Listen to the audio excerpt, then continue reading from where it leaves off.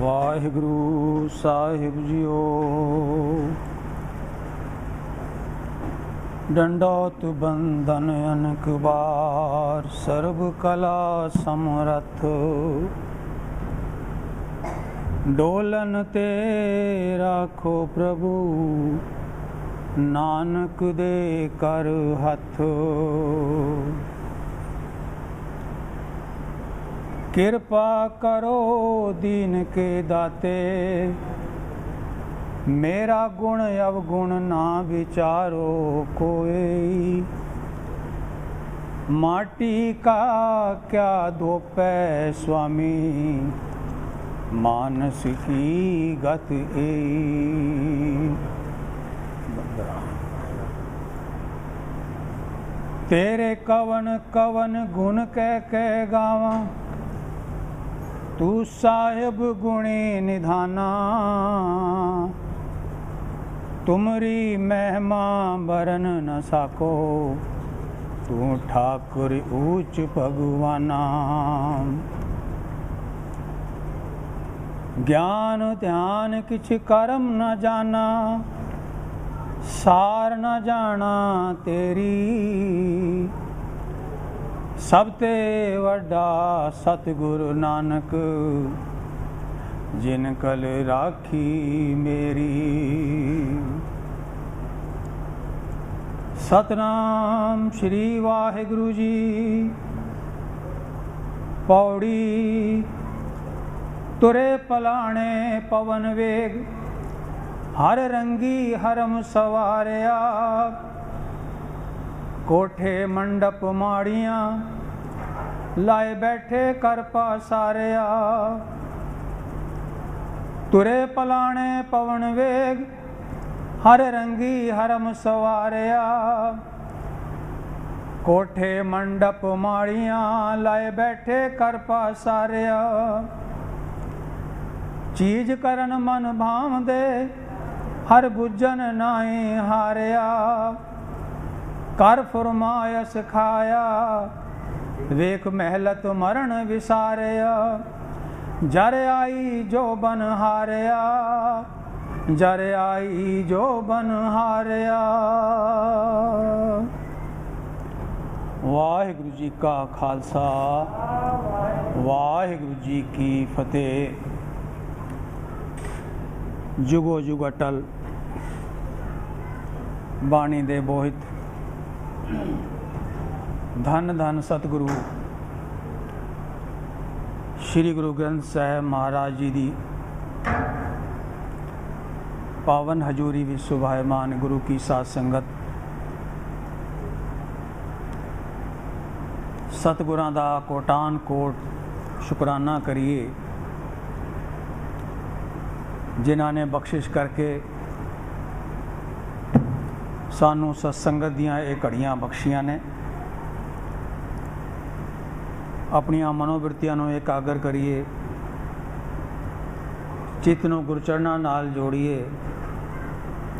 सारे एक बारी प्रेम नाल आखो सतनाम श्री वाहिगुरु। चल रही श्री आसा जी की वार दी लड़ीवार विचार विच पिछले हफ्ते तक 17वीं पौड़ी तो पहला जिहड़े 2 श्लोक सन, उन्हां दी विचार आपां कीती सी। अज 17वीं पौड़ी का पाठ आपने सरवण किया है। सतगुर दी बख्शिश सरका, किरपा सदका इस पौड़ी दी विचार विच जो सतगुरां ने उपदेश सानू बख्शिश किया है,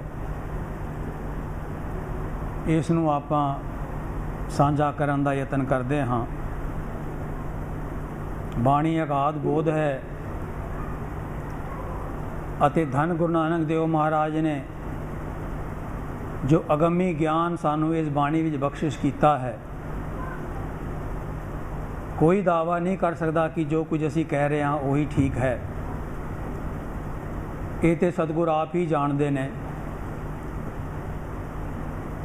अर्थ करके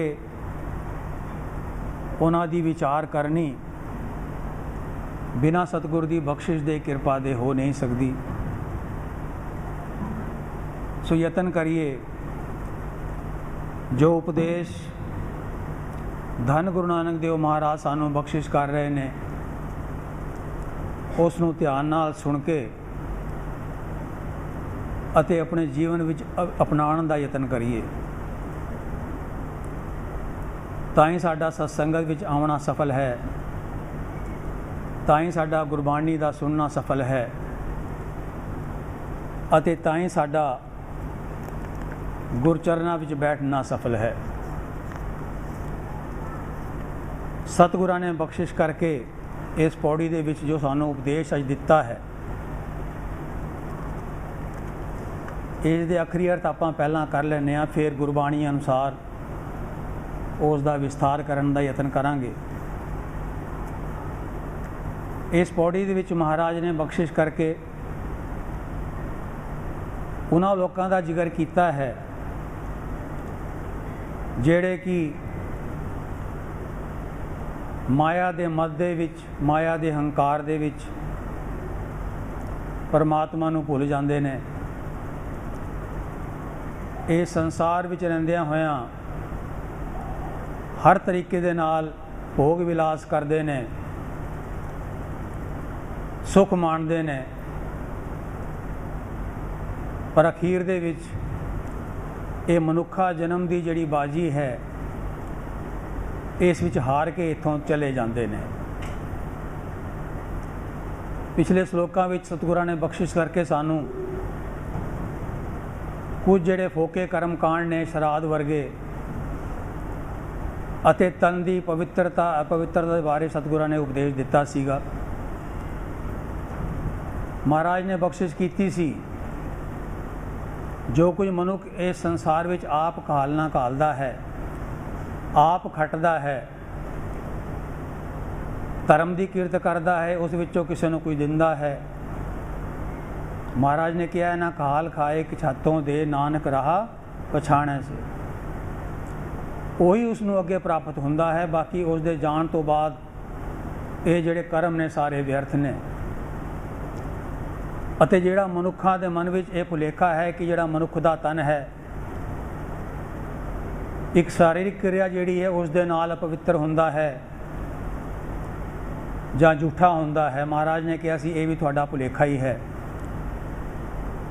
ਅਸਲ ਦੇ ਵਿੱਚ ਜਿਹੜੀ ਇਹ ਪਵਿੱਤਰਤਾ ਹੈ ਸਭ ਤੋਂ ਵੱਡੀ ਮੈਲ ਹੈ, ਉਹ ਹੈ ਵਿਕਾਰਾਂ ਦੀ ਮੈਲ, ਹੰਕਾਰ ਦੀ ਮੈਲ, ਕ੍ਰੋਧ ਦੀ ਮੈਲ, ਕਾਮ ਦੀ ਮੈਲ, ਜਿਸ ਦੇ ਕਰਕੇ ਮਨੁੱਖ ਦਾ ਮਨ ਵੀ ਅਪਵਿੱਤਰ ਹੁੰਦਾ ਹੈ ਅਤੇ ਤਨ ਵੀ ਅਪਵਿੱਤਰ ਹੁੰਦਾ ਹੈ। ਅਤੇ ਇਹ ਮੈਲ ਜਿਹੜੀ ਹੈ ਇਹ ਸਿਰਫ ਪਰਮਾਤਮਾ ਦੇ ਨਾਮ ਦੇ ਨਾਲ ਹੀ ਧੋਈ ਜਾ ਸਕਦੀ ਹੈ। ਉਸ ਅਕਾਲ ਪੁਰਖ ਪਰਮਾਤਮਾ ਜੋ ਕਿ ਆਪ ਮਹਾਨ ਪਵਿੱਤਰ ਹੈ, ਉਸ ਦਾ ਨਾਮ ਵੀ ਬਹੁਤ ਪਵਿੱਤਰ ਹੈ। ਉਸ ਨੂੰ ਜਪਿਆਂ ਹੀ ਮਨੁੱਖ ਦਾ ਮਨ ਅਤੇ ਤਨ ਪਵਿੱਤਰ ਹੁੰਦਾ ਹੈ। ਖਾਲੀ ਇਸ਼ਨਾਨ ਕਰਨ ਦੇ ਨਾਲ ਜਾਂ ਹੋਰ ਕੁਝ ਕਿਰਿਆ ਕਰਨ ਦੇ ਨਾਲ ਮਨ ਅਤੇ ਤਨ ਪਵਿੱਤਰ ਨਹੀਂ ਹੋ ਸਕਦਾ। ਸੋ ਅੱਜ ਸਤਿਗੁਰੂ ਨੇ ਜਿਹੜਾ ਸਬਜੈਕਟ ਲਿਆ ਹੈ ਇਸ ਵਿੱਚ ਮਹਾਰਾਜ ਬਖਸ਼ਿਸ਼ ਕਰ ਰਹੇ ਨੇ, ਤੁਰੇ ਪਲਾਣੇ ਪਵਨ ਵੇਗ ਹਰ ਰੰਗੀ ਹਰਮ ਸਵਾਰਿਆ। ਤੁਰੇ ਦਾ ਅਰਥ ਹੁੰਦਾ ਹੈ ਘੋੜੇ, ਪਲਾਣੇ ਦਾ ਅਰਥ ਹੈ ਕਾਠੀਆਂ ਸਹਿਤ, ਪਵਨ ਵੇਗ ਹਵਾ ਦੀ ਰਫ਼ਤਾਰ ਨਾਲ ਚੱਲਣ ਵਾਲੇ, ਦੌੜਨ ਵਾਲੇ।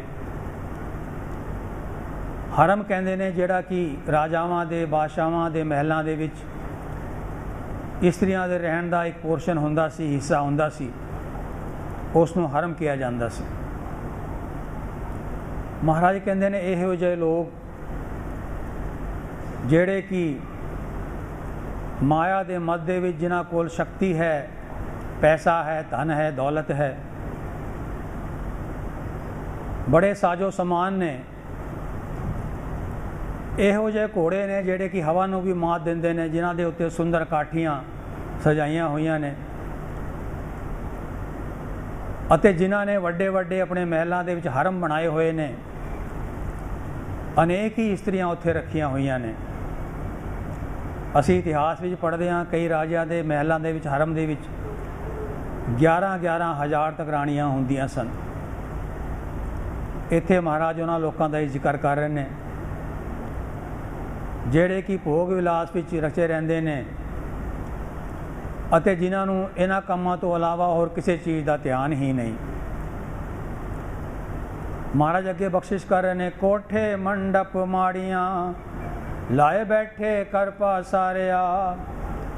ਕਹਿੰਦੇ ਜਿਨ੍ਹਾਂ ਨੇ ਵੱਡੇ ਵੱਡੇ ਕੋਠਿਆਂ ਬਣਾਏ ਹੋਏ ਨੇ, ਕੋਈ ਪ੍ਰੋਗਰਾਮ ਹੁੰਦਾ ਹੈ ਵੱਡੇ ਵੱਡੇ ਮੰਡਪ ਸਜਾਉਂਦੇ ਨੇ, ਸਮਿਆਣੇ ਸਜਾਉਂਦੇ ਨੇ, ਮਹਿਲ ਮਾੜੀਆਂ ਜਿਨ੍ਹਾਂ ਨੇ ਬਣਾਈਆਂ ਹੋਈਆਂ ਨੇ ਅਤੇ ਬੇਅੰਤ ਪਸਾਰਾ ਜਿਨ੍ਹਾਂ ਨੇ ਫੈਲਾਇਆ ਹੋਇਆ ਹੈ।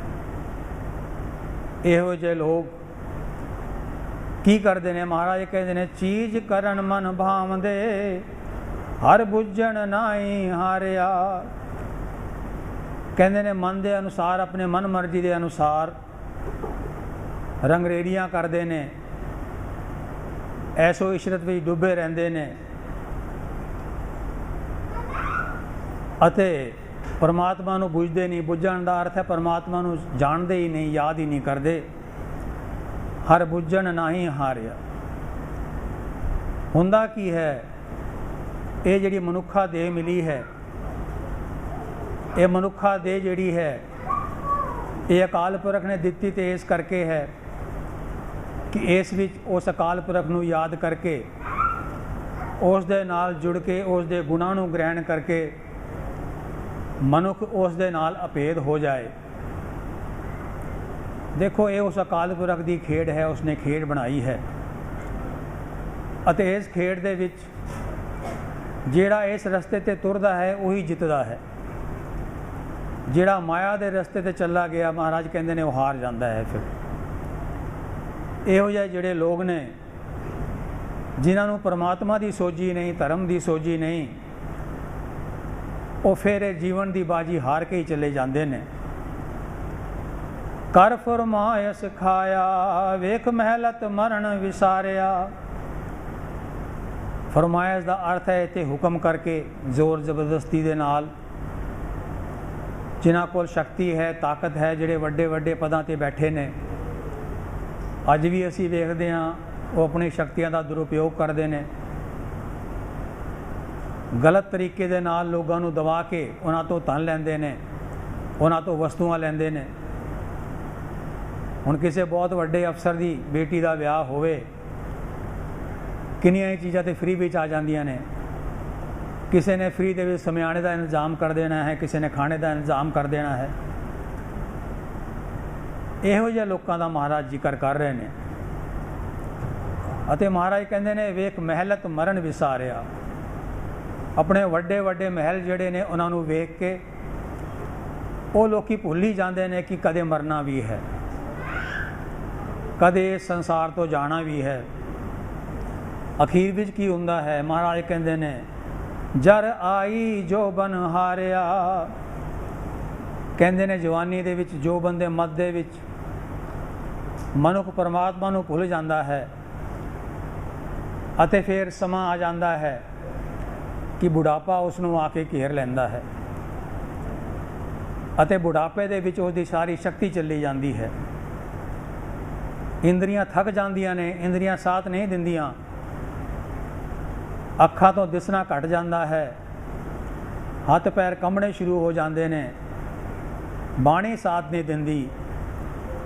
ਉਸ ਵੇਲੇ ਫਿਰ ਮਨੁੱਖ ਨੂੰ ਪਤਾ ਲੱਗਦਾ ਹੈ ਕਿ ਜੋ ਕੁਝ ਤੂੰ ਕਰਦਾ ਰਿਹਾ ਹੈ ਉਹ ਸਭ ਵਿਅਰਥ ਹੈ।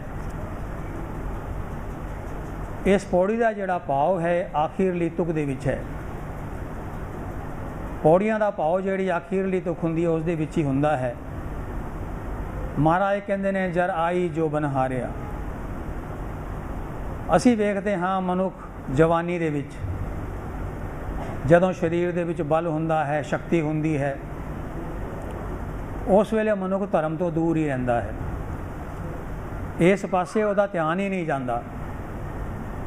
ਜੇ ਕੋਈ ਕਹਿੰਦਾ ਵੀ ਹੈ, ਸਮਝਾਉਂਦਾ ਵੀ ਹੈ, ਤੇ ਜਵਾਬ ਇਹ ਮਿਲਦਾ ਹੈ, ਅਜੇ ਕੋਈ ਨਹੀਂ, ਬੜੀ ਉਮਰ ਪਈ ਹੈ, ਬੁਢਾਪੇ ਵਿੱਚ ਦੇਖਾਂਗੇ। ਪਰ ਇਹ ਬਹੁਤ ਵੱਡਾ ਭੁਲੇਖਾ ਹੈ ਮਨੁੱਖ ਦਾ। ਜੇ ਦੁਨੀਆ ਦੇ ਕਾਰੋਬਾਰ, ਦੁਨੀਆ ਦੇ ਕੰਮ ਜਵਾਨੀ ਵਿੱਚ ਹੁੰਦੇ ਨੇ, ਸਰੀਰ ਵਿੱਚ ਬਲ ਰਹਿੰਦਿਆਂ ਹੁੰਦੇ ਨੇ, तो फिर उस परमात्मा का नाम भी बल रहिंदियां ही जपिया जा सकता है, शरीर की शक्ति रहिंदियां ही जपिया जा सकता है। जदों बुढ़ापा आ जाता है उस वेले फिर बैठना भी औखा हो जाता है, उस वेले मूँह तो शब्द भी नहीं निकलते। उस वेले की तू भगती करेगा, की परमात्मा का नाम जपेगा, की करेगा। ये कुछ भी जिहड़ा है जवानी विच ही हो सकता है। बाणी दे विच बेअंत प्रमाण मिलते हैं इहो जिहे, जिथे महाराज ने सानू बार बार जगाण का यतन किया है। ਜਿਹੜੇ ਹਾਥੀਆਂ ਘੋੜਿਆਂ ਦੇ ਮਾलिक ने ਉਹਨਾਂ ਵਾਸਤੇ ਆਪਾਂ ਰੋਜ਼ ਪੜ੍ਹਦੇ ਹਾਂ ਸਵਈਆਂ ਦੇ ਵਿੱਚ। ਧੰਨ ਗੁਰੂ ਕਲਗੀਧਰ ਬਾਦਸ਼ਾਹ ਨੇ ਬਖਸ਼ਿਸ਼ ਕੀਤੀ ਹੈ, ਮਾਤੇ ਮਤੰਗ ਜਰੇ ਜਰ ਸੰਗ ਅਨੂਪ ਉਤੰਗ ਸੁਰੰਗ ਸਵਾਰੇ, ਕੋਟ ਤੁਰੰਗ ਕੁਰੰਗ ਸੇ ਕੂਦਤ ਪਹੁੰਚ ਕੇ ਗੌਨ ਕੋ ਜਾਤ ਨਿਵਾਰੇ। ਕਹਿੰਦੇ ਨੇ ਜਿਨ੍ਹਾਂ ਨੇ ਕੋਲ ਇਹੋ ਜਿਹੇ ਘੋੜੇ ਨੇ ਜਿਹੜੇ ਕਿ ਹਿਰਨਾਂ ਤੋਂ ਵੀ ਤੇਜ਼ ਦੌੜਦੇ ਨੇ, ਜਿਨ੍ਹਾਂ ਕੋਲ ਮਸਤ ਹਾਥੀ ਨੇ, ਸੋਨਿਆਂ ਦੀਆਂ ਜਿਨ੍ਹਾਂ ਦੇ ਉੱਤੇ ਅਹੁਦੇ ਲੱਗੇ ਹੋਏ ਨੇ, ਇਹੋ ਜਿਹੇ ਜਿਹੜੇ ਰਾਜੇ ਨੇ, ਇਹੋ ਜਿਹੇ ਜਿਹੜੇ ਲੋਕ ਨੇ, ਉਹਨਾਂ ਦਾ ਹਸ਼ਰ ਕੀ ਹੁੰਦਾ ਹੈ। ਮਹਾਰਾਜ ਕਹਿੰਦੇ ਨੇ ਅਖੀਰ ਦੇ ਵਿੱਚ ਨੰਗੇ ਪੈਰ ਹੀ ਜਾਂਦੇ ਨੇ। ਇਹ ਤੇ ਬਹੇ ਤੋਂ ਕਹਾਂ ਬਹਿ ਭੂਪਤ ਅੰਤ ਕੋ ਨਾ ਗਹੀ ਪਾਏ ਪਧਾਰੇ। ਸਾਰਿਆਂ ਨੂੰ ਅਖੀਰ ਦੇ ਵਿੱਚ ਸਾਰਾ ਕੁਝ ਛੱਡ ਕੇ ਹੀ ਜਾਣਾ ਪੈਂਦਾ ਹੈ। ਅਤੇ ਧੰਨ ਗੁਰੂ ਨਾਨਕ ਦੇਵ ਮਹਾਰਾਜ ਨੇ ਤੇ ਬੜੀ ਕਿਰਪਾ ਕਰਕੇ ਬਖਸ਼ਿਸ਼ ਕੀਤੀ ਹੈ। ਕਹਿੰਦੇ ਨੇ ਜਾਗਣ ਦਾ ਸਮਾਂ ਹੈ, ਜਾਗ ਜਾਓ, क्योंकि क्या खादा है क्या पैदा होए, जामन ना ही सच्चा सोए। चंगे चंगे खाने खा लो, चंगे चंगे वस्त्र पहन लो, महाराज कहते हैं ये कुछ नहीं होना जे तेरे मन दे विच उस अकाल पुरख सच्चे वाहिगुरू का नाम नहीं, उसका ध्यान नहीं। महाराज कहते हैं क्या मेवा क्या घ्यो गुड़ मीठा, क्या मैदा क्या मांस, क्या कपड़ क्या सेज सुखाली, कीजे भोग विलास। ਕਹਿੰਦੇ ਨੇ ਇੰਨਾ ਕੁਝ ਹੋਵੇ, ਖਾਣ ਨੂੰ ਇੰਨਾ ਕੁਝ ਹੋਵੇ, ਭੋਗ ਵਿਲਾਸ ਦੇ ਸਾਧਨ ਹੋਣ। ਕਿਆ ਲਸਕਰ ਕਿਆ ਨੇਬ ਖਵਾਸੀ, ਮਹਿਲੀ ਆਵੇਂ ਵਾਸ। ਪਰ ਮਹਾਰਾਜ ਕਹਿੰਦੇ ਨੇ ਨਾਨਕ ਸੱਚੇ ਨਾਮ ਬਿਨ ਸਭੇ ਟੋਲ ਵਿਨਾਸ਼। ਤੇਰਾ ਕੁਝ ਇੰਨਾ ਕੁਝ ਹੈ ਤੇਰੇ ਕੋਲ, ਧਨ ਦੌਲਤ ਹੈ, ਮਨ ਭਾਉਂਦੇ ਖਾਣੇ ਖਾ ਸਕਦਾ ਹੈ, ਮਨ ਭਾਉਂਦੇ ਕੱਪੜੇ ਪਾ ਸਕਦਾ ਹੈ, ਚੰਗੀਆਂ ਸੇਜਾਂ ਤੇਰੇ ਕੋਲ ਹੋਣ, ਤੇਰੇ ਕੋਲ ਚੰਗੇ ਘਰ ਹੋਣ, ਨੌਕਰ ਚਾਕਰ ਹੋਣ, ਲਸ਼ਕਰ ਹੋਣ। ਪਰ ਮਹਾਰਾਜ ਕਹਿੰਦੇ ਨੇ ਜੇ ਤੂੰ ਪਰਮਾਤਮਾ ਨੂੰ ਚੇਤੇ ਨਹੀਂ ਕੀਤਾ ਤੇ ਸਾਰੀਆਂ ਚੀਜ਼ਾਂ ਵਿਨਸਣ ਵਾਲੀਆਂ ਨੇ, ਖਤਮ ਹੋਣ ਵਾਲੀਆਂ ਨੇ, ਇਹਨਾਂ ਤੋਂ ਕੁਝ ਪ੍ਰਾਪਤ ਨਹੀਂ ਹੋਣਾ। ਅਤੇ ਧੰਨ ਗੁਰੂ ਤੇਗ ਬਹਾਦਰ ਸਾਹਿਬ ਮਹਾਰਾਜ ਜੀ ਤੇ ਬੜੀ ਕਿਰਪਾ ਕੀਤੀ ਹੈ। ਸਤਿਗੁਰਾਂ ਜੀ ਜਿਤਨੀ ਬਾਣੀ ਹੈ, ਭਾਵੇਂ ਸ਼ਲੋਕ ਨੇ ਭਾਵੇਂ ਸ਼ਬਦ ਨੇ, ਬੜੀ ਵੈਰਾਗਮਈ ਬਾਣੀ ਹੈ। ਅਤੇ ਜੇ ਧਿਆਨ ਨਾਲ ਪੜ੍ਹੀਏ ਵਿਚਾਰੀਏ ਤੇ ਮਨੁੱਖ ਦੇ ਹਿਰਦੇ ਨੂੰ ਜ਼ਰੂਰ ਥੋੜ੍ਹੀ ਠੋਕਰ ਲੱਗਦੀ ਹੈ, ਸ਼ਾਇਦ ਉਸ ਨੂੰ ਥੋੜ੍ਹੀ ਬਹੁਤ ਸਮਝ ਆ ਜਾਏ। ਮਹਾਰਾਜ ਕਹਿੰਦੇ ਨੇ ਸਾਧੋ ਇਹ ਜਗ ਭਰਮ ਭੁਲਾਨਾ, ਰਾਮ ਨਾਮ ਕਾ ਸਿਮਰਨ ਛੋੜਿਆ ਮਾਇਆ ਹੱਥ ਵਿਕਾਨਾ। ਕਹਿੰਦੇ ਨੇ ਇਹ ਜਗ ਭੁੱਲਿਆ ਪਿਆ ਹੈ ਸਾਰਾ ਹੀ, ਮਾਇਆ ਦੇ ਹੱਥ ਵਿਕਿਆ ਹੋਇਆ ਹੈ ਅਤੇ ਪਰਮਾਤਮਾ ਦੇ ਸਿਮਰਨ ਨੂੰ ਛੱਡ ਦਿੱਤਾ ਇਸ ਨੇ। ਮਹਾਰਾਜ ਕਹਿੰਦੇ ਨੇ ਮਾਤ ਪਿਤਾ ਭਾਈ ਸੁਤ ਬੰਤਾ ਤਾਂ ਕਹਿ ਰਸ ਲਪਟਾਨਾ। ਰਿਸ਼ਤੇ ਨਾਤਿਆਂ ਵਿੱਚ ਹੀ ਅਸੀਂ ਲੱਗੇ ਰਹਿੰਦੇ ਹਾਂ, ਆਪਣੇ ਕੰਮ ਕਾਰਜਾਂ ਵਿੱਚ ਹੀ ਲੱਗੇ ਰਹਿੰਦੇ ਹਾਂ। ਫਿਰ ਮਹਾਰਾਜ ਕਹਿੰਦੇ ਨੇ ਜੋ ਬਨ ਧਨ ਪ੍ਰਭ ਦਾ ਕੇ ਮਦ ਮੈਂ ਐਨਿਸ ਰਹਿ ਦੀਵਾਨਾ। ਜੋ ਅੱਜ ਧੰਨ ਗੁਰੂ ਨਾਨਕ ਦੇਵ ਮਹਾਰਾਜ ਕਹਿ ਰਹੇ ਨੇ, ਜੋ ਬੰਦੇ ਮਦ ਵਿੱਚ, ਪ੍ਰਭਤਾ ਦੇ ਮਦ, ਸ਼ਕਤੀ ਦੇ ਮਦ ਦੇ ਵਿੱਚ ਮਹਾਰਾਜ ਕਹਿੰਦੇ ਨੇ ਦੀਵਾਨਾ ਰਹਿੰਦਾ ਹੈ, ਪਗਲਿਆ ਹੋਇਆ ਰਹਿੰਦਾ ਹੈ, ਭੱਜਿਆ ਫਿਰਦਾ ਹੈ। ਜਿਹੜਾ ਪਰਮਾਤਮਾ ਹਰ ਵੇਲੇ ਤੇਰੀ ਸਹਾਇਤਾ ਕਰ ਸਕਦਾ ਹੈ। ਦੀਨ ਦਿਆਲ ਸਦਾ ਤੁਕ ਭੰਜਨ ਤਾਸਿਓ ਮਨ ਨਾ ਲਗਾਨਾ, ਜਨ ਨਾਨਕ ਕੋਟਨ ਮੈਂ ਕਿਨਹੂ ਗੁਰਮੁਖ ਹੋਏ ਪਛਾਨਾ। ਪਰ ਕਹਿੰਦੇ ਕੰਮ ਬੜਾ ਔਖਾ ਹੈ। ਇਹਨਾਂ ਸਮਝਾਉਣ ਤੋਂ ਬਾਅਦ ਵੀ ਕੋਈ ਵਿਰਲਾ ਹੈ ਕਰੋੜਾਂ ਦੇ ਵਿੱਚ ਜਿਹੜਾ ਕਿ ਇੱਥੇ ਮਨ ਲਗਾਉਂਦਾ ਹੈ, ਜਿਹੜਾ ਕਿ ਪਰਮਾਤਮਾ ਨੂੰ ਚੇਤੇ ਕਰਦਾ ਹੈ। ਧੰਨ ਗੁਰੂ ਅਰਜਨ ਦੇਵ ਮਹਾਰਾਜ ਜੀ ਤੇ ਕਹਿੰਦੇ ਨੇ ਪਾਵਤ ਰਲਿਆ ਜੋਬਨ ਬਲਿਆ, ਨਾਮ ਬਿਨਾ ਮਾਟੀ ਸੰਗ ਰਲਿਆ। ਕਹਿੰਦੇ ਨੇ ਜੋਬਨ ਮਿਲ ਗਿਆ, ਹੋਰ ਸ਼ਕਤੀਆਂ ਮਿਲ ਗਈਆਂ, ਸਾਰਾ ਕੁਝ ਮਿਲ ਗਿਆ, पर जे उस परमात्मा का नाम नहीं जपिया तो समझ लो सारा कुछ मिट्टी दे विच मिल गया है। महाराज ने बख्शिश करके कि सानू होर उपदेश दिता है, कहते ने किन्ना कुछ मनुख करता है अपने सजन वास्ते, स्वरण वास्ते, किन्ना किन्ना समा खराब कर देंदा है, पर उहदे कोल नाम जपण दा समा नहीं है। महाराज कहते ने कान कुंडलिया, वस्त्र उढ़लिया, सेज सुख लिया, मन गर्भ लिया। कन्ना विच कुंडल पाउंदे ने, सोहणे सोहणे वस्त्र पाउंदे ने, सोहणियां सेजां ते बिस्तरां ते सौंदे ने, अते मन दे विच कितना हंकार रहिंदा है। महाराज कहते ने सिरां दे उत्ते लोगां दे सोने दे छत्र भी झुलदे ने, पर हुंदा की है हर भगत बिना ले धरण गढ़ लिया। कहते ने जिन्हां ने परमात्मा की भगती नहीं की, अखीर भी धरती विच इंज ही गड्ढे जाते हैं, कुछ खट के इत्थों नहीं जाते। जिन्होंने अपने रूप का बड़ा गुमान है, रूप ते हंकार है। महाराज कहते ने जिन्हों ने बहुत सारिया इस्त्रियां रखिया हुई ने, माया ने उन्होंने छलिया ही होया है। रूप सुंदरिया सब स्वाद फिकरिया, रूप सुंदरिया अनेक स्तरिया, हर रस बिन सब स्वाद फिकरिया। माया छलिया बिकार बिखलिया, शरण नानक पर पुरख दे लिया। महाराज कहते ने जिन्ने रस ने, इउं समझ लो कि माया ने तुहानू धोखे विच लिया होया है, माया ने तुहानू छलिया होया है। पर जदों तक असी गुरु की शरण विच आके उस परमात्मा दे नाल जुड़दे नहीं, उस समय तक असी इस माया के अधीन ही रहांगे, इस दे छलावे दे विच ही असी भुल्ले फिरांगे। अते जो कुछ भी इत्थे असी कर रहे हाँ, माया के अधीन होके वो सारा कुछ सानू, ये जिहड़ा मनुखा देह सानू मिली है, ये शरीर सानू मिलिया है, इसका समा व्यर्थ ही कर देगा। असी अपने मंजिल ते नहीं पुज सकांगे। धन गुरु तेग बहादुर साहब महाराज ते बख्शिश करके होर भी कहते ने, तर ना पोयो ही गयो लियो जरा तन जीत, कहो नानक भज हर मना औत जात है बीत। कहते ने जवानी इं ही चली गई, बुढ़ापे ने आके थानू घेर लिया है, परमात्मा का सिमरन कर लो, समा बीत रहा है। क्योंकि बिरद भयो सूझै नहीं, काल पहुँच्यो आन, कहो नानक नर बावरे क्यों ना भजै भगवान। महाराज ने बख्शिश करके इतना सुंदर उपदेश सानू दिता है। जे असी थोड़ा जिहा भी उपदेश इसनों ग्रहण कर लीए, अपने मन विच वसा लीए, सानू समझ लग जाए ये वस्तुआं जो दित्तियां ने उस अकाल पुरख ने, उसका शुकराना है। शरीर वास्ते जिन्हां चीज़ां की लोड़ है वो सानू दे रहा है, उसका शुकराना करिए, उसनों भुलीए ना। ਜਿਹੜੇ कि दात पा के दातार नूं विसार दिंदे ने, वो फिर इस संसार तो इंज ही चले जाते हैं, कुछ उन्हां दे हत्थ पल्ले नहीं लगता।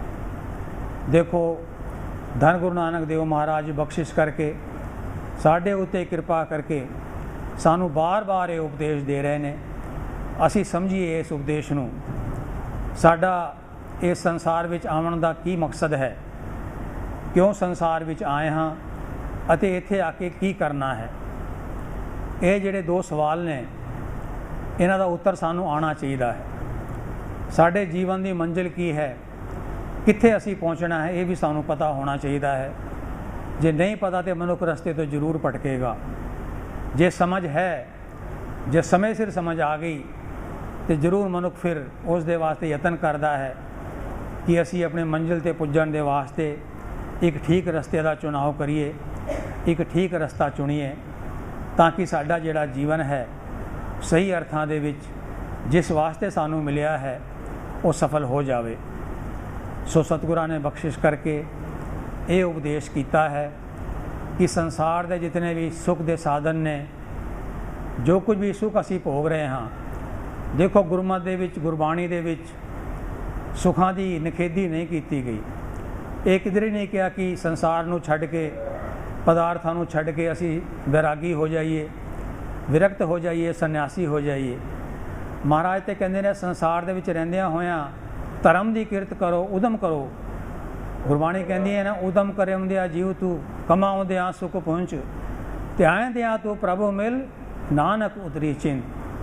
कहते ने उदम करो, धर्म की किरत करो, पदार्थां दे सुख भी पहुँचो, पर उस अकाल पुरख नूं ना भुल्लो, ताईं तुहाडी मन की चिंता जिहड़ी है अगे जाके की होएगा ये दूर होएगा। ਸੋ ਸਤਿਗੁਰ ਬਖਸ਼ਿਸ਼ ਕਰਨ, ਕਿਰਪਾ ਕਰਨ, ਸਾਡੇ ਸਿਰਾਂ 'ਤੇ ਮਿਹਰ ਭਰਿਆ ਹੱਥ ਰੱਖਣ, ਸਾਨੂੰ ਇਹ ਸ਼ਕਤੀ ਦੇਣ ਕਿ ਅਸੀਂ ਇਸ ਮਾਇਆ ਦਾ ਜਿਹੜਾ ਫੇਰ ਹੈ ਇਸ ਤੋਂ ਬਚ ਸਕੀਏ। ਇਹ ਜਿਹੜੀ ਅਕਾਲ ਪੁਰਖ ਨੇ ਰਚਨਾ ਰਚੀ ਹੈ, ਦੋ ਰਸਤੇ ਉਸਨੇ ਸਾਨੂੰ ਦੱਸੇ ਨੇ, ਇੱਕ ਅਧਿਆਤਮ ਦਾ ਰਸਤਾ ਹੈ, ਇੱਕ ਮਾਇਆ ਦਾ ਰਸਤਾ ਹੈ। ਇਸ ਖੇਲ ਨੂੰ ਅਸੀਂ ਸਮਝੀਏ ਅਤੇ ਜਿਹੜਾ ਅਧਿਆਤਮ ਦਾ ਰਸਤਾ ਹੈ, ਜਿਸ ਦੇ ਵਿੱਚ ਗੁਰੂ ਸਾਡਾ ਗਾਈਡ ਹੈ, ਗੁਰੂ ਸਾਨੂੰ ਰਸਤਾ ਦੱਸਣ ਵਾਲਾ ਹੈ, ਉਸ ਮਾਰਗ ਨੂੰ ਅਸੀਂ ਚੁਣਨਾ ਹੈ। ਅਸੀਂ ਕਦੇ ਵੀ ਦੋਵੇਂ ਮਾਰਗਾਂ 'ਤੇ ਇਕੱਠੇ ਤੁਰ ਨਹੀਂ ਸਕਦੇ। ਜੇ ਅਸੀਂ ਮਾਇਆ ਦੇ ਮਾਰਗ 'ਤੇ ਤੁਰ ਰਹੇ ਹਾਂ, ਧਰਮ ਦੇ ਰਸਤੇ ਨੂੰ ਛੱਡ ਦਿੱਤਾ, ਤੇ ਫਿਰ ਇਉਂ ਸਮਝ ਲਓ ਅਸੀਂ ਮੰਜ਼ਿਲ ਤੋਂ ਦੂਰ ਹੋ ਗਏ ਹਾਂ। ਸੋ ਅੱਜ ਸਤਿਗੁਰ ਨੇ ਬਖਸ਼ਿਸ਼ ਕੀਤੀ ਹੈ ਸਾਡੇ 'ਤੇ, ਸਾਨੂੰ ਜਗਾਉਣ ਦਾ ਯਤਨ ਕੀਤਾ ਹੈ। ਮਹਾਰਾਜ ਤੇ ਕਹਿੰਦੇ ਨੇ, ਜਾਗ ਲਿਓ ਰੇ ਮਨਾ ਜਾਗ ਲਿਓ, ਕਾਂ ਗਾਫਲ ਸੋਇਆ, ਜੋ ਤਨ ਉਪਜਾ ਸੰਗ ਜੀ ਸੋ ਵੀ ਸੰਗ ਨਾ ਹੋਇਆ। ਸੰਸਾਰ ਦੇ ਪਦਾਰਥ, ਸੰਸਾਰ ਦੇ ਰਿਸ਼ਤੇ ਨਾਤੇ ਜਿਤਨੇ ਨੇ, ਜਿਨ੍ਹਾਂ ਪਿੱਛੇ ਅਸੀਂ ਆਪਣਾ ਸੰਸਾਰ ਦਾ ਸਾਰਾ ਸਮਾਂ ਗਵਾ ਦਿੰਦੇ ਹਾਂ, ਜਿਨ੍ਹਾਂ ਪਿੱਛੇ ਕਿ ਅਸੀਂ ਆਪਣਾ ਜਿਹੜਾ ਸਾਡਾ ਨਿਤਨੇਮ ਹੈ ਉਸ ਨੂੰ ਭੁਲਾਈ ਬੈਠੇ ਹਾਂ, ਜਿਸ ਦੇ ਕਰਕੇ ਅਸੀਂ ਸਤਸੰਗਤ ਨੂੰ ਭੁਲਾਈ ਬੈਠੇ ਹਾਂ, ਇਹ ਚੀਜ਼ਾਂ ਜਿਹੜੀਆਂ ਨੇ ਇਹ ਸਾਡੇ ਨਾਲ ਨਹੀਂ ਜਾਣੀਆਂ। ਇਸੇ ਕਰਕੇ ਕਿਹਾ ਹੈ ਕਿ ਮਨੁੱਖ ਜਾਗਦਾ ਹੋਇਆ ਵੀ ਸੁੱਤਾ ਹੋਇਆ ਹੈ। ਜੇ ਅਸੀਂ ਜਾਗ ਰਹੇ ਹਾਂ, ਇੱਕ ਤਾਂ ਨੀਂਦ ਹੁੰਦੀ ਹੈ ਨਾ ਕਿ ਮਨੁੱਖ ਰਾਤ ਨੂੰ ਸੌਂਦਾ ਹੈ, ਸਰੀਰ ਕਰਕੇ ਸੋ ਜਾਂਦਾ ਹੈ, ਪਰ ਇੱਕ ਨੀਂਦ ਉਹ ਹੈ ਜਿਹੜੀ ਕਿ ਤਨ ਕਰਕੇ ਅਸੀਂ ਜਾਗ ਰਹੇ ਹਾਂ, ਪਰ ਮਨ ਕਰਕੇ ਅਸੀਂ ਸੋ ਰਹੇ ਹਾਂ। ਮਹਾਰਾਜ ਕਹਿੰਦੇ ਨੇ, ਜਾਗਤ ਸੋਇਆ ਜਨਮ ਗਵਾਇਆ। ਇਸ ਨੀਂਦਰ ਤੋਂ ਜਾਗਣਾ ਬੜਾ ਜ਼ਰੂਰੀ ਹੈ ਅਤੇ ਇਹ ਨੀਂਦਰ ਤੋਂ ਸਾਨੂੰ ਗੁਰੂ ਹੀ ਜਗਾ ਸਕਦਾ ਹੈ। ਅਸੀਂ ਇਤਨੀ ਜਾਗ੍ਰਿਤੀ ਆਪਣੇ ਵਿੱਚ ਲਿਆਈਏ, ਇਤਨੀ ਅਵੇਅਰਨੈਸ ਲਿਆਈਏ ਕਿ ਜੋ ਕੁਝ ਹੋ ਰਿਹਾ ਇਸ ਦਾ ਕੀ ਅਰਥ ਹੈ। ਗੁਰੂ 'ਤੇ ਭਰੋਸਾ ਕਰੀਏ, ਗੁਰਬਾਣੀ 'ਤੇ ਭਰੋਸਾ ਕਰੀਏ, ਆਪਣਾ ਸਮਾਂ ਜਿਹੜਾ ਹੈ ਇਸ ਸੰਸਾਰ ਉਸ ਦੀ ਵੰਡ ਕਰੀਏ। ਦੁਨੀਆ ਦੇ ਕਾਰੋਬਾਰ ਵੀ ਹੋਣ, ਦੁਨੀਆ ਦੇ ਕੰਮ ਧੰਦੇ ਵੀ ਚੱਲਣ, ਸੰਸਾਰ ਦੇ ਜਿਹੜੇ ਸਮਾਜਿਕ ਰਿਸ਼ਤੇ ਨੇ ਉਹ ਵੀ ਅਸੀਂ ਨਿਭਾਈਏ, ਪਰ ਜਿਹੜਾ ਸਭ ਤੋਂ ਜ਼ਰੂਰੀ ਰਿਸ਼ਤਾ ਹੈ ਉਸ ਅਕਾਲ ਪੁਰਖ ਦੇ ਨਾਲ ਸਾਡਾ, ਉਸ ਨੂੰ ਨਾ ਭੁਲਾਈਏ, ਉਸ ਨੂੰ ਰੋਜ਼ ਚੇਤੇ ਕਰੀਏ। ਗੁਰਬਾਣੀ ਪੜ੍ਹੀਏ, ਗੁਰਬਾਣੀ ਪੜ੍ਹ ਕੇ ਉਸ ਅਕਾਲ ਪੁਰਖ ਦਾ ਸਿਮਰਨ ਕਰੀਏ। ਬਹੁਤਿਆਂ ਨੂੰ ਭੁਲੇਖਾ ਹੈ ਕਿ ਅਸੀਂ ਅੰਤ ਸਮੇਂ ਉਸ ਅਕਾਲ ਪੁਰਖ ਨੂੰ ਯਾਦ ਕਰ ਲਾਂਗੇ, ਪਰ ਉਹਨਾਂ ਨੂੰ ਭਗਤ ਲੋਚਨ ਜੀ ਦਾ ਸ਼ਬਦ ਪੜ੍ਹਨਾ ਚਾਹੀਦਾ ਹੈ, ਜਿਸ ਵਿੱਚ ਉਹ ਕਹਿੰਦੇ ਨੇ ਕਿ ਅੰਤ ਕਾਲ ਜੋ ਲక్ష్ਮੀ ਸਿਮਰੈ, ਐਸੀ ਚਿੰਤਾ ਮੈਂ ਜੇ ਮਰੈ, ਸਰਬ ਜੋਨ ਵਲ ਵਲ ਅਵਤਰੈ। ਇਹ ਸਾਰੇ ਸ਼ਬਦ ਦੇ ਵਿੱਚ ਭਗਤ ਜੀ ਨੇ ਕਿਹਾ ਹੈ ਕਿ ਅਖੀਰਲੇ ਸਮੇਂ ਮਨੁੱਖ ਕੀ ਚੇਤੇ ਕਰੇਗਾ ਅਤੇ ਕਿਹੜੀ ਜੋਨ ਉਹਨੂੰ ਮਿਲੇਗੀ। ਹੁਣ ਕਈ ਲੋਕ ਇਸ ਚੀਜ਼ 'ਤੇ ਸ਼ੰਕਾ ਕਰਦੇ ਨੇ, ਕਿਵੇਂ ਹੋ ਸਕਦਾ ਹੈ ਕਿ ਅਖੀਰਲੇ ਸਮੇਂ ਜਿਹੜੀ ਗੱਲ ਚੇਤੇ ਹੈ ਉਸ ਦੇ ਨਾਲ ਹੀ ਅਗਲੇ ਜਨਮ ਦਾ ਜਿਹੜਾ ਹੈ ਫੈਸਲਾ ਹੋਣਾ ਹੈ। ਪਰ ਇਸ ਦਾ ਅਰਥ ਇਹ ਹੈ, ਜੇ ਸਾਰੀ ਉਮਰ ਤੁਸੀਂ ਪਰਮਾਤਮਾ ਨੂੰ ਯਾਦ ਨਹੀਂ ਕੀਤਾ ਤੇ ਇੱਥੋਂ ਚੱਲਣ ਲੱਗਿਆਂ ਮਰਨ ਵੇਲੇ ਪਰਮਾਤਮਾ ਯਾਦ ਨਹੀਂ ਆਏਗਾ। ਜਿਸ ਚੀਜ਼ ਨੂੰ ਯਾਦ ਕਰਦੇ ਹੋ ਸਾਰੀ ਜ਼ਿੰਦਗੀ ਉਹੀ ਯਾਦ ਆਏਗੀ। ਜੇ ਮਹਿਲ ਮਾੜੀਆਂ ਕੋਠੀਆਂ ਯਾਦ ਨੇ, ਬੱਚੇ ਯਾਦ ਨੇ, ਫਿਰ ਸਮਝ ਲਓ ਕਿ ਮਰਨ ਵੇਲੇ ਵੀ ਉਹੀ ਯਾਦ ਆਏਗਾ ਅਤੇ ਫਿਰ ਅਗਲਾ ਜਨਮ ਜਿਹੜਾ ਹੈ ਉਸੇ ਤਰੀਕੇ ਦੇ ਨਾਲ ਹੋਣਾ ਹੈ। ਸੋ ਸਤਿਗੁਰ ਬਖਸ਼ਿਸ਼ ਕਰਨ, ਕਿਰਪਾ ਕਰਨ, ਉਸ ਅਕਾਲ ਪੁਰਖ ਦਾ ਨਾਮ ਸਾਨੂੰ ਹਰ ਵੇਲੇ ਚੇਤੇ ਰਵੇ, ਤਾਂ ਕਿ ਇਸ ਸੰਸਾਰ ਤੋਂ ਜਾਣ ਲੱਗਿਆਂ ਵੀ ਸਾਡਾ ਧਿਆਨ ਉਸ ਦੇ ਨਾਲ ਜੁੜਿਆ ਰਹੇ। ਸਾਰਿਆਂ ਦਾ ਬਹੁਤ ਬਹੁਤ ਧੰਨਵਾਦ। ਬੇਅੰਤ ਭੁੱਲਾਂ ਗਲਤੀਆਂ ਦੀ ਖਿਮਾ ਜੀ। ਵਾਹਿਗੁਰੂ ਜੀ ਕਾ ਖਾਲਸਾ, ਵਾਹਿਗੁਰੂ ਜੀ ਕੀ ਫਤਿਹ।